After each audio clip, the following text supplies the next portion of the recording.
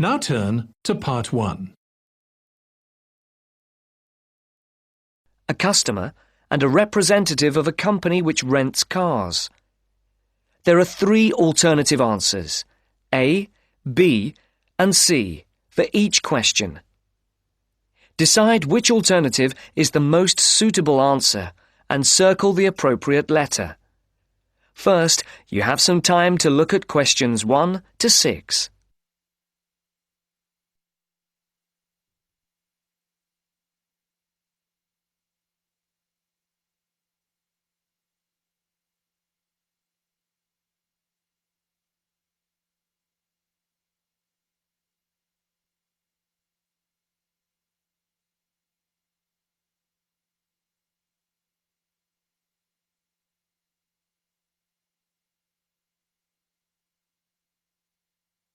You can see that there is an example which has been completed for you.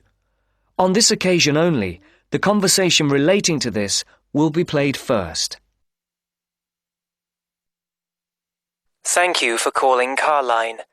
So that we can best help you, can you please press the star button on your phone now?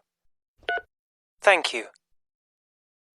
Now choose one of the following 4 options by pressing the buttons on your telephone. Press 1 if you would like to make a car reservation.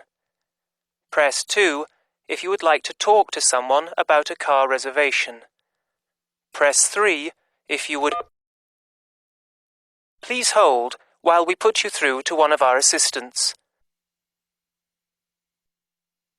The caller can book a car by pressing button number 1. So A is the correct answer. Now the test will begin. Remember, you will hear the recording only once, so answer the questions as you listen.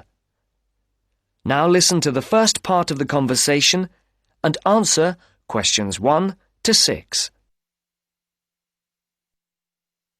Thank you for calling Carline.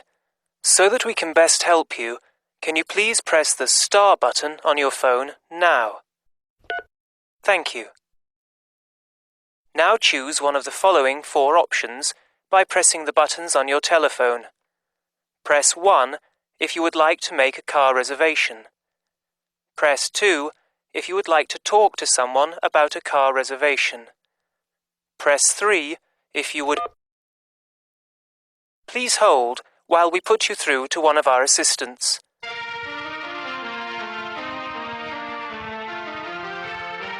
Good morning, Melanie speaking. How can I help you? My name is Mr. Maxine, and I booked a car several days ago to be picked up from Heathrow Airport in London, and I'd like to change the booking. I see. Have you got a reference? Yes, I have it here somewhere on a piece of paper. Here it is. It's A for Alpha, C for Charlie, F for Foxtrot, Y for... Yeah. Yes. The number 15, 15, A for Alpha, and G for Go. Let's see. Can I just check that? ACFY15AG. Yes. Mr. John Maxine. Yes, that's it. Okay, so how can I help you? I booked a car for 3 days from this Friday at 6 p.m. to Monday at 6 p.m. Yes, a manual. I'd like to change it for a larger car and an automatic rather than a manual. And I'd also like to book it for 5 rather than 3 days. Okay, let's have a look. We have an estate which is automatic. Yes, that would be perfect. There is a difference in price, though. For the extra 2 days? Yes, but also for the size of the car. The estate is £15 more expensive per day than the saloon car you have already booked. Okay, and how much extra is it altogether then? That makes it an extra £165. It seems rather expensive. The last time I hired one, it wasn't so much. When was that? Several weeks ago. I see. Before the speakers continue their conversation, look at questions 7 to 10.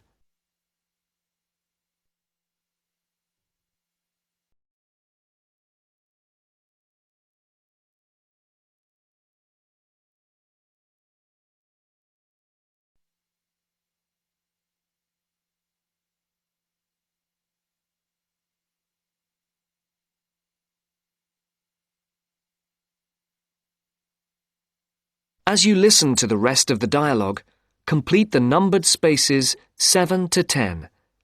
Write no more than 2 words or a number for each space. Well, it's basically because the rates change daily according to the cars available. The estate is the last automatic we have for hire for that period. We have a manual estate, which is cheaper, if that would help. No, it has to be an automatic. OK. Shall I debit your card for the extra £165? Is it possible for me to pay the extra in cash when I pick up the car at the airport? I'm afraid that isn't possible, as there are no facilities for handling cash at that time of the day. That seems odd. It's because the money can't be banked in the evening, and for security reasons, no cash is held on the premises. OK, you can debit my card. You'll have to give the number to me again. Isn't it logged on the screen? For security reasons, it doesn't come up on the screen when we look at the booking. Any changes, and it has to be entered again. I see. It's 3445 9911. 3445 9911. 4425 4425 7750. 7750. OK, that has now been authorised. Shall we send the receipt to your Park Vale address? Yes, number 40. Is there anything else I can help you with, Mr. Maxine? No, nothing else, thank you. Have a nice trip. Thank you. Goodbye. That is the end of part 1. You now have half a minute to check your answers.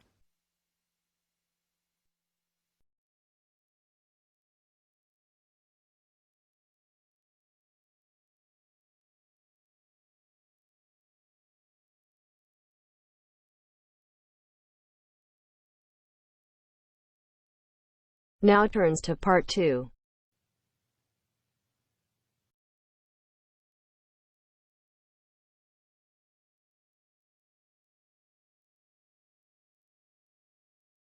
You will hear a talk on the radio about grass roofs. First, you have some time to look at questions 11 to 13.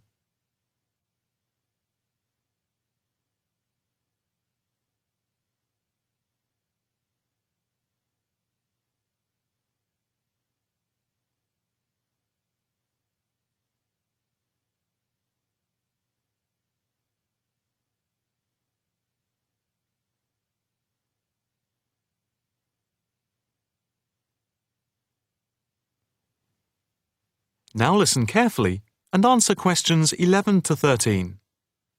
And now it's straight into the Eco Hotspot for today's programme. We are in fact going to look at an intriguing trend in recent years in the world of eco-friendly developments. There has been a constant stream of new green products coming onto the market for the environmentally conscious. A new departure, which I feel needs greater attention drawn to it, is the increasing interest in grass roofs. Environmentalists sing the praises of grass roofs as interest in sustainable ecological building has led to the greening of the rooftops of residential and commercial buildings around the world. And what does this type of roof consist of? Instead of tiles, which allow water to run off and create flash flooding, the roof has a waterproof underlay, which is laid over the roof deck. This waterproof layer is then covered with layers for insulation and drainage. Then, on top of the insulation and drainage layer, is added a final layer of soil or crushed stones for the plants and/or grass to grow on. The roof can be planted with wildflowers to add colour and life to your rooftop. Before you hear the rest of the talk, you have some time to look at questions 14 to 20.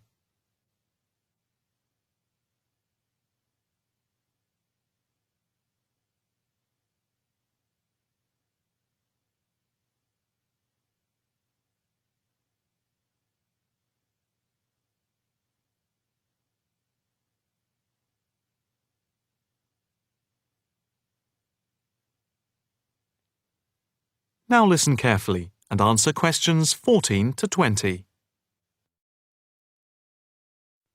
As for the benefits of grass roofs, in spring and in summer they are very pretty as flowers spring into bloom. Moreover, in summer, grass roofs are of particular benefit in cities because they keep any building cool by reflecting the sun's rays. In winter, the grass roofs insulate the building, helping to prevent heat loss. The roofs require little maintenance and are better than any other roofing material. They encourage biodiversity by attracting bees and birds, and they absorb water runoff, which helps prevent flash flooding. In fact, the gravel layer retains 71% of the rainwater that falls, thus helping to prevent flash flooding. In winter, the brown soil is a bit more evident, which can look unattractive if the roofs are not tended carefully. But that is a price worth paying, and I would say that they come highly recommended by those who have them. If you compare grass roofs with tiles, the latter do certainly look very tidy, but at a price to the future of the planet. The main drawbacks of tiles, though, are the water runoff and the absorption of heat from the sun's rays in summer. So, if we are to save the planet from the ecological point of view, tiles do not come recommended. The only roof that I can think of which has similar ecological credentials to the grass roof is the thatched roof. Thatched roofs are good insulators and very attractive, but very pricey and not ideal for cities. How can we make more of our roofs green? That is, how can people be persuaded to install grass roofs? The World Green Roof Conference in Australia was a very good start. At a grassroots level, the best way to raise the profile of grass roofs is to make them trendy by highlighting them in fashionable magazines, so that people begin to feel that they cannot do without them. But the idea I like best is holding competitions for the best designed grass roofs. Next week, Eco Hotspot is going to look at... That is the end of part 2. You now have half a minute to check your answers.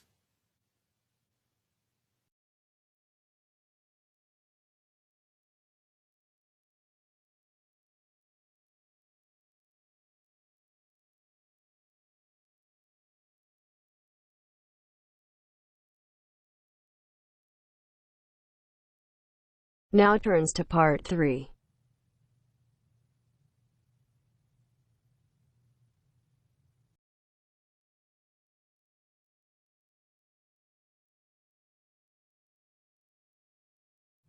You'll hear 2 university students discussing a social science lecture they attended.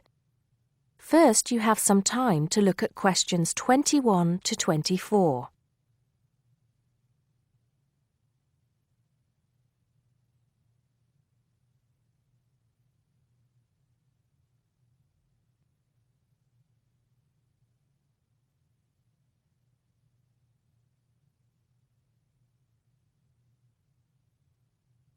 Now listen carefully and answer questions 21 to 24. Did you go to the first social science lecture yesterday? Yeah. Didn't you see me there? No. I was trying so hard to understand the lecturer. What didn't you understand? A lot of it, really. For example, he said we needed to study history as part of the course, but I didn't get why. You probably missed it. He said early on that we need to learn from our past mistakes. Right. But he also said we need to put ourselves in the place of our ancestors. Why is that? I think the point is that it's not enough to know how they lived and what they did. We need to know what they thought. I see. And I've written transferable skills in my notes next, but I have no idea what that means. If you study social science, you learn skills that you can use in a job. Oh, right. Is that all? Okay, but why is that? The point he made was that in studying social science, you use a flexible and adaptable approach to learning. Before you hear the rest of the conversation, you have some time to look at questions 25 to 30.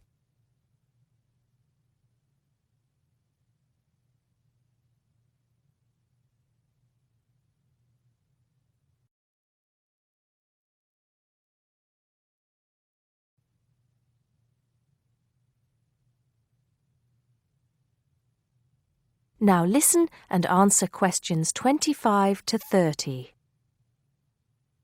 He also kept mentioning all the other subjects we will need to study as part of the course.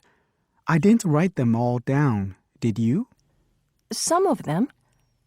I think I can make sense of my notes.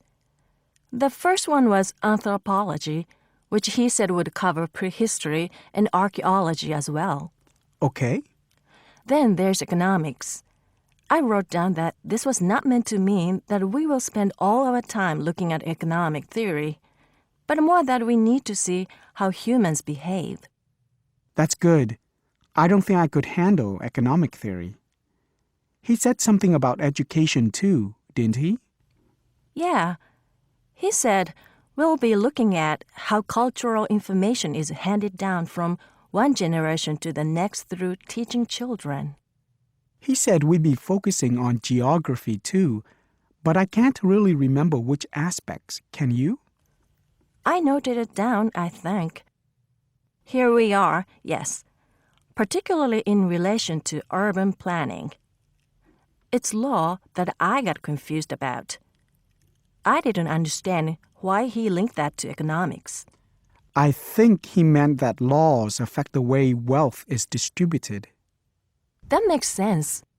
Now, what are the science wars? Okay, I did get that. The science wars are about how social science collects information. In sociology and social work, and in social science generally, they can only study patterns of behavior and observe. If you compare that to the way scientists work in physics or chemistry, it's very different because they use specific experiments that can be tested and which give concrete answers. Social studies is often accused of being unscientific. That's all. Okay. But it still looks like a good course, doesn't it? You don't have any regrets, do you? None at all. I'm looking forward to it. That is the end of part 3. You now have half a minute to check your answers.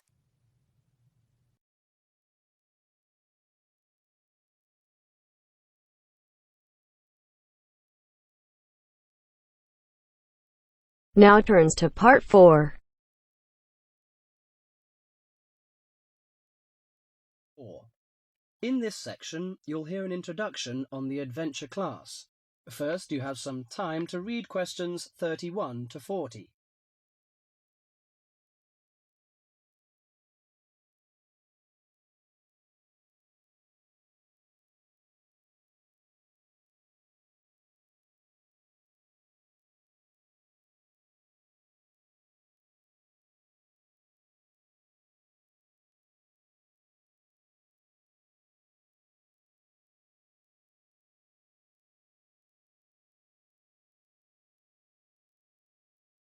Now listen to the conversation and answer questions 31 to 40. Welcome to Adventure Class. I'm the coordinator of the class. During the course of this morning, I hope to give you a clear idea of what we offer in our class. Before my lecture, listen to the comments on the class. Today we sailed into a group of whales. Class takes place in the middle of elephants, giraffes, and hippos. Yesterday's lecture was at the Great Barrier Reef.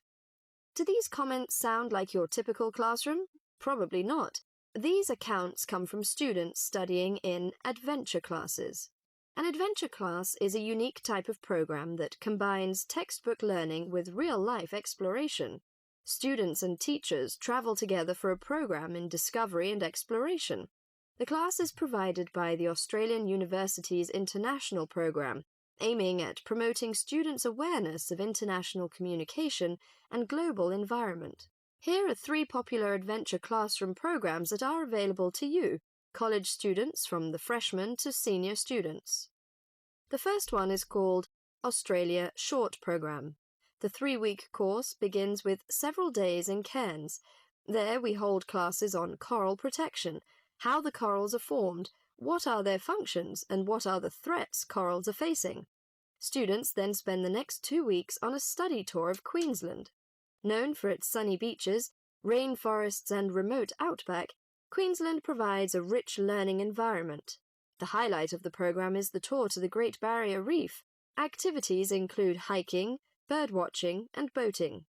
By experiencing local culture up close, students explore the connection between local people and the environment. 6 semester credits are given by the Australian University's International Program, and the tuition fee is $1,950. African Safari Program is another popular class. Kenya's stunning wilderness becomes the classroom for students in the African Safari Program. The 5-week course is set on the beautiful 20-acre campus of Australia International University in Nairobi. University professors combine classroom instruction with hands-on experience to teach wildlife management. In addition to classwork, students take trips to famous places such as Mount Kilimanjaro and Victoria Falls. Students also experience African culture through trips to local villages and Nairobi's city centre. But for most students, the safaris are the highlight of the course. The program includes 3 or 4 safaris. During each safari, participants camp outdoors for up to 6 days.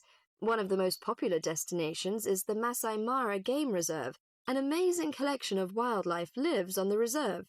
Students study elephants, zebras, giraffes, rhinos, and other exotic animals in their natural habitat.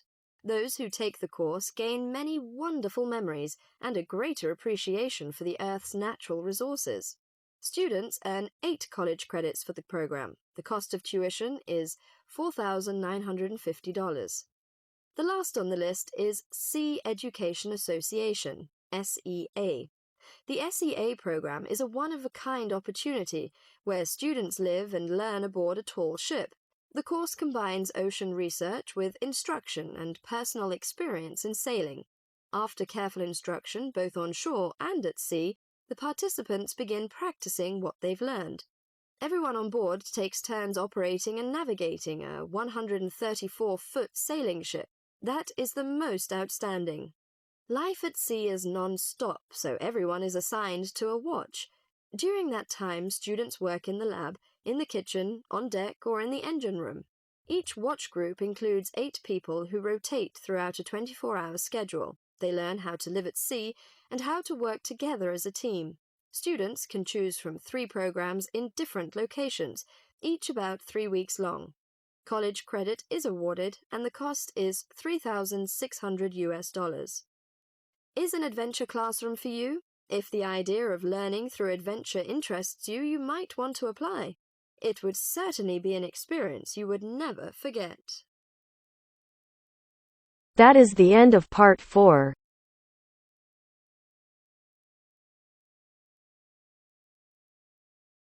You now have half a minute to check your answers.